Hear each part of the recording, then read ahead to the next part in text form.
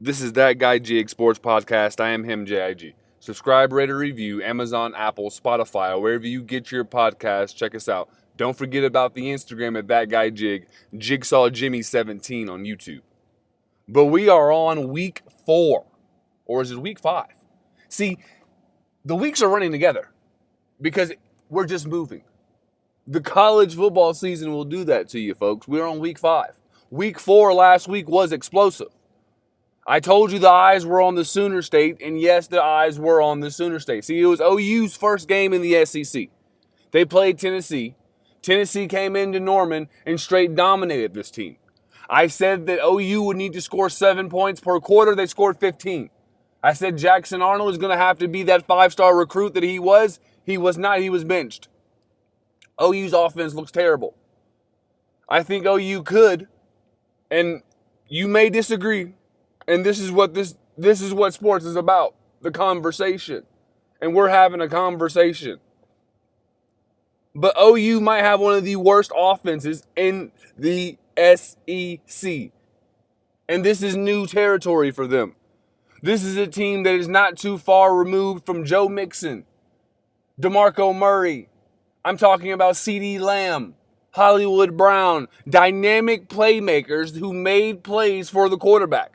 Yes, they had good quarterbacks, but who were these quarterbacks throwing the ball to? Elite talent. At some point or another, OU has lost the ability, or they have lost the location. At one point, they knew exactly where to go. They knew where the treasure map led. Hell, they wrote the treasure map. But it's been updated. Google Maps has done a change, and OU has forgotten where the Hollywood Browns and CeeDee Lambs, Adrian Petersons, DeMarco Murray, we have forgotten where these places are. And Brett Venerables, you have to find these. You have to find this place. You have to find this tap line. You have to find this line. You cannot survive in the SEC like this. Your defense is good. Your defense is solid. I said, and I stand on this, Tennessee was not going to be able to throw the ball around like they wanted. Yes, they could have scored more points. I am 100% in agreement. I think Josh Heupel took the foot off the gas because this is his alma mater. He's an alumni. This is a house that he helped build. He doesn't want to destroy it. But that game was bad, and it showed a lot of flaws. It looks like OU's going to go to the freshmen. It looks like OU's going to make a quarterback change to a more athletic, a more scrambling type quarterback, Michael Hawkins Jr. I think this is a good move. I think this is going to help because in college football, if you don't have a quarterback that's out here just dropping straight dimes, the next best thing you can do is have a dual threat. The next best thing you can do is RPO the hell out of a defense so they are never right and make people believe that you are a good offense. We've seen it before. Kansas State did it with Colin Klein. We've seen it before. It's college ball. You can get away with it. Still staying in the Sooner State, Oklahoma State laid a complete dud for 3.5 quarters and then decided to play football for the final 6 minutes. Listen, Oklahoma State fans, do not worry. Do not worry. This was an ugly loss for Oklahoma State. Just overall, for me, it wasn't that they got blown out. It was just how dominant they made Utah's defense look. Now, I'm not saying Utah doesn't have a dominant defense at all, but I am telling you that Oklahoma State has weapons. They have probably the best running back in America in Ollie Gordon. They have a very solid receiving core. But this quarterback situation that's going on across America, I think it's kind of enlightening. It gives you an inside glimpse of just how important the quarterback position is in college football. It's very important. And I'm telling you right now, Alan Bowman has to be better. 16 of 33 is not going to cut it, and that's including 2 picks. That's not going to cut it. Oklahoma State needs you to be solid. And by solid, I mean don't turn the damn ball over. I don't care about the 16 for 33 for 200 yards. That doesn't bother me. What bothers me is turnovers. Turnovers are the biggest killer in the sport of football. Because you can't come back from turnovers unless you get a turnover right back. And even then, you had a turnover. It's a loss of possession. It's a loss of opportunity in a game where you're not promised opportunity. You're not, it's not guaranteed you're going to get a possession. Basketball is guaranteed you're going to get a possession. We got the sweet, offense, defense. Football, motherfuckers will milk that clock. People will keep you off the field. And if you turn the ball over, that helps. Hell, turnovers are bad at all sports. Let's just call it what it is. So we saw that. Up in the Big Ten, we had another first. USC, first game in the Big Ten. Previously, they were 8-1, I believe, against Big Ten opponents during the regular season. Lincoln Riley has no problem with them. He had a problem on Saturday. They got gashed. I'm trying to tell you, Michigan did something that I just find fundamentally hilarious. They threw the ball for 32 yards. They ran for 290. I think they found a hole and said, we're just going to keep poking and prodding in it. USC did not have a bad game. When you look at this game, when you look at the scoring, USC did not play a bad game. They did not. Second half, questionable. But the first half, they scored nothing. So that's why I say they didn't play bad. They didn't play bad. They put up 21 points in the second half. Michigan just found the hole. They found the gash. They found the wound, and they kept poking it. They just kept poking it and poking it and poking it. And that's what you get. You get these type of results. If a team can't stop the run, just run the damn ball. If your quarterback struggles to throw the ball, make sure we're running it and making sure we stay on schedule. And by staying on schedule, I'm saying make sure we're not turning the ball over. Make sure we don't have sacks. That's what we have to make sure. Michigan still had turnovers, of course. But they ran the ball for 290 yards. They were able to control the clock. And honestly, they were able to control their destiny because now with this win, Michigan can still say, hey, we have a chance in not only the Big Ten championship, but we have a chance at the playoffs. We just beat a ranked team. And this also tells me that Texas is good as shit because Texas went into Michigan and beat the living hell out of them for 4 quarters. So that tells me Steve Sarkisian and them have a monster. There's a monster down there in Austin. That's what this tells me. Overall, before I get too far ahead of myself, a late night schedule, we saw K-State lose, which is huge. Because last week we were talking about the Big 12, and I was talking about how Kansas State, Oklahoma State, and Utah were all going to be at the top. They're all playing this week. Now listen, Utah beat Oklahoma State.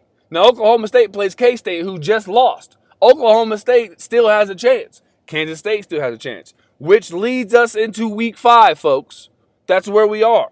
We are in week 5 of college football, and this is an explosive week. Free money, though. Free money before we get any further. Miami and Virginia Tech play on Friday. We're taking the Miami to cover the spread. Miami is 3-4 in covering the spread. The only time they didn't cover the spread when the spread was 48 points. I think they missed it by a point. I don't know if you know this, but people in Miami like to gamble. They like to gamble. I know some people. I know some folks. And I'm telling you, take the Miami spread. It's at home, Friday night game. It's going to be live. But moving on, guys. Saturday. Get your fucking smokers going. Clear your schedules. You don't have anything to do. Listen, your phone goes on Do Not Disturb at 9:59. That way, when it's 10 o'clock Mountain Time, 11 o'clock Central, 12 o'clock Eastern, or if you're lucky, you get that West Coast. If it's 9 o'clock, that means when it's time for a kickoff, you are not disturbed. I don't need you disturbed this week. I need you paying attention. Kansas State and Oklahoma State play, that's going to be a big one. This is going to see who is going to potentially knock themselves out of the Big 12 championship race. Who is going to knock themselves out? I don't see the Big 12 champion having more than 2 to 3 losses. So once you hit that 2 loss in conference, you're starting to be on that outside looking in. And you're going to have to tell us what you see. Because we're going to know what we see because we're on the inside. You're not because you lost twice. So let's not see that happen. I think Oklahoma State's offense is going to be a lot better. A lot better. I think they're going to be a lot better than what they were against Utah. I see Oklahoma State getting off to a good lead and maybe even just blowing this game wide open. I think Kansas State showed some flaws last week. Last week when they lost to BYU. When Kansas State lost to BYU on the road, they showed some flaws. And I think Oklahoma State is going to be able to once again find the wound and gash it and just prod it, poke it over and over. And honestly, I like Oklahoma State to win this game. I truly do. But that's going to be one of those ones that you're not going to want to miss. Another one, Louisville versus Notre Dame. Notre Dame is back in that conversation, folks. I know they lost to Northern Illinois, but guess what? They're back in that conversation. And guess what? Louisville's a ranked opponent at number 15 coming into South Bend, coming into Notre Dame Stadium. They're playing good. Transfer quarterback from Texas Tech, so he's a slinger. Shaw can throw the ball. He can throw the ball. He's playing good this year. Quarterback-friendly head coach. Quarterback-friendly offense. This is going to be a good game. Notre Dame, are you going to shit the bed? They're going to have to put up some points. They're going to have to score a few points in this game just to stay in this game. Because Louisville can score points. Louisville's defense is good enough to hold Notre Dame's offense. Notre Dame's offense is kind of bad. It's kind of bad. I thought it was going to be a lot better with Riley Leonard. Maybe Riley Leonard just isn't as good as advertised. That could be it. Also, what have I been saying? It's early. Week 4 is the last time you'll ever hear. Week 4 is the last time you'll hear me say it's early. It's week 5, folks. And that shit's out the window. You've had 4 games. 4 games. So if Notre Dame's offense is still struggling after 4 games, they're just bad. That's just Notre Dame's offense at this point. And they're going to have to rely on that defense. They're going to have to rely on not putting in that defense in bad situations. But there is still a chance, is all I'm saying, for them to get to the playoffs. They win here. USC keeps winning. They beat USC. That's 2 ranked opponents that you'll beat in the latter part of the season. They got a point. They got a part. There's a chance. They have a chance, but it always revolves around the one word that we love, the 3-letter word, and that is win.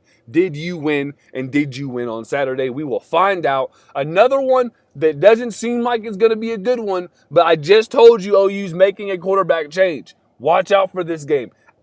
OU at Auburn. That is the key. It's a road game for OU. First SEC road game for OU. They are going to Auburn. They will be in Jordan Hare, I believe. Isn't that Jordan Hare Stadium down there? So they will be down there. It's going to be loud. Nobody, listen, in the SEC, amongst all the schools not named Vanderbilt, nobody wants to be OU's first win in the SEC. Nobody wants to be that school. Now, Texas, you don't really have a choice because they're really good. And they're going to get the win regardless of if you want them to or not. But OU, you can say something. You can tell OU to shut up. You can't tell Texas to shut up. You can tell OU to shut up. So watch out for this game. It's going to be a good one. Auburn hosting OU, first SEC game. Michael Hawkins Jr. behind center for the first game on the SEC road. Auburn has a terrible quarterback situation. That's why I'm not feeling too crazy about them. It's only because they're at home, and I know how that crowd is. Overall, I think OU should win. I don't even think Auburn has a starting quarterback, to be honest with you. I'm being completely real. And we're just going to get straight to the meat and potatoes, guys. All right? We're just going to stop fiddle farting around, and we're going to get right to the game of the fucking weekend. There's 2 of them. Georgia at Alabama. Folks, this is it. This is the game where when you turn it on, you might be semi-hard. Because I'm telling you, this game is going to be good.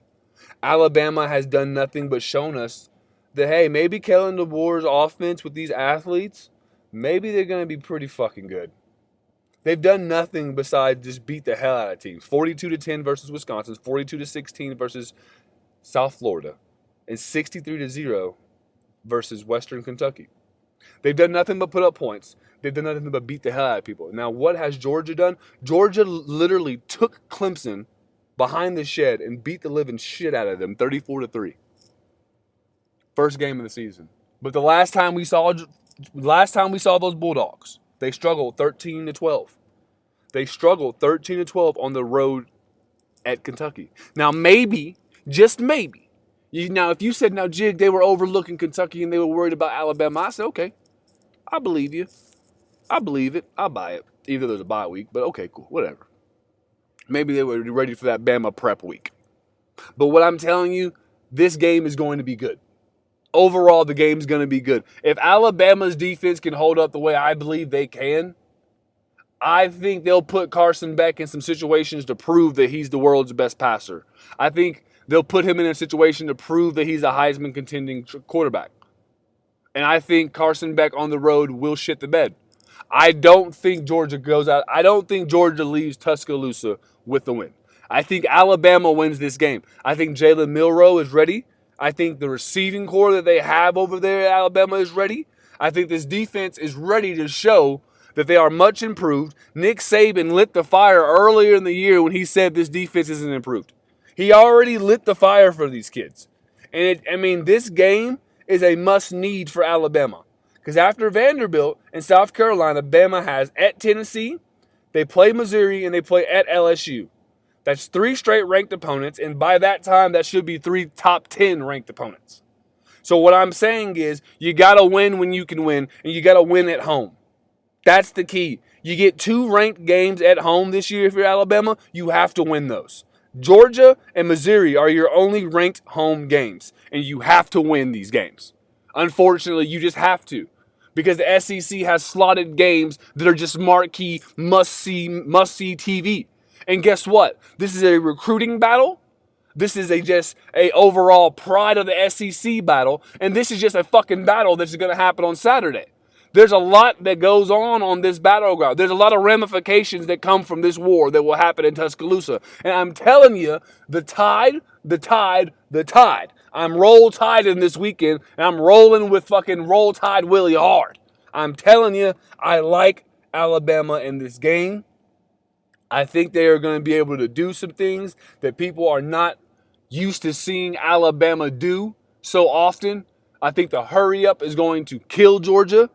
I'm telling you, Georgia has a tough schedule themselves, but Alabama needs this game. Kalen DeBoer needs this game. Georgia doesn't need this game. Georgia can win this game, and Georgia could lose this game and just be just fine. But Bama needs it. And I'm going to go with the team of desperation every time. Every time. Heading up north, Big Ten football, folks. Illinois going to Happy Valley to Penn State. James Franklin, don't lose this game, brother. Don't lose this one. You got to win.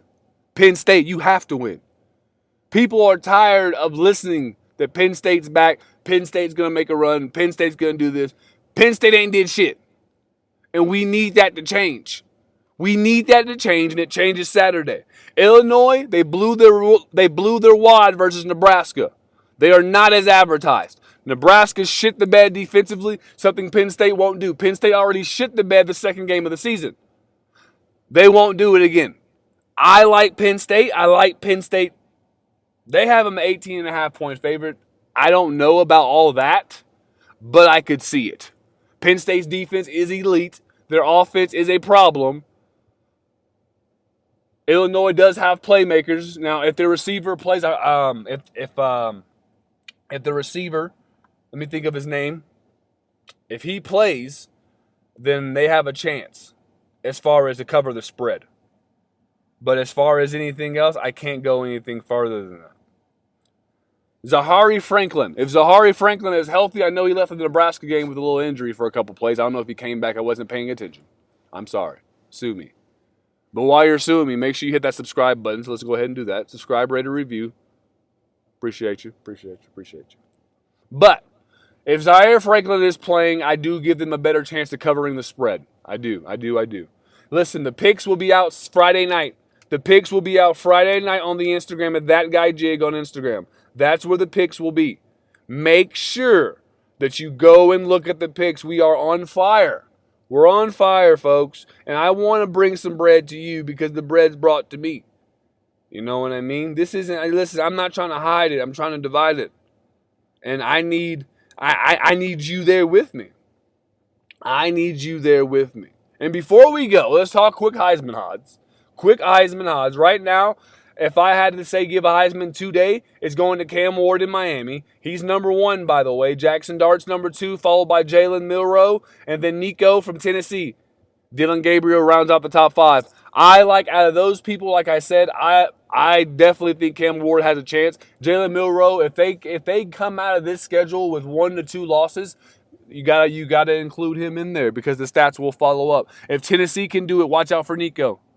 But one more time, subscribe for me. I appreciate you. Thanks. Nick, week 5. Week 5 of college football, folks, is going to be explosive. It's going to be explosive. Outside of those top 25 games, we still got a Colorado UCF game that's going to be high scoring. It's going to be high scoring. UCF and Colorado might feed some families this weekend. Just maybe, because it's going to be one of those games where you look up and it's fucking 65 to 65. You know what I mean? It's one of those games. It has that type of potential. Cincinnati and Texas Tech out of the Big 12 would be a good one. Watch out for Arizona and Utah. Last time we saw Arizona play, they looked like complete dog shit.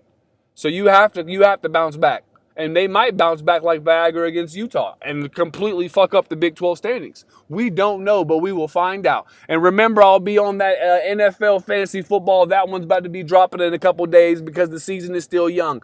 Hey, I appreciate you. Thanks for listening. And once again, this is That Guy Jig Sports Podcast. I am him, JIG. Subscribe, rate, and review, Amazon, Apple, Spotify, or wherever you get your podcast. Check your boy out, man. And then tell a friend to tell a friend so that way we can all be friends, man. This is a ship that do not sink. It's a friendship. Peace.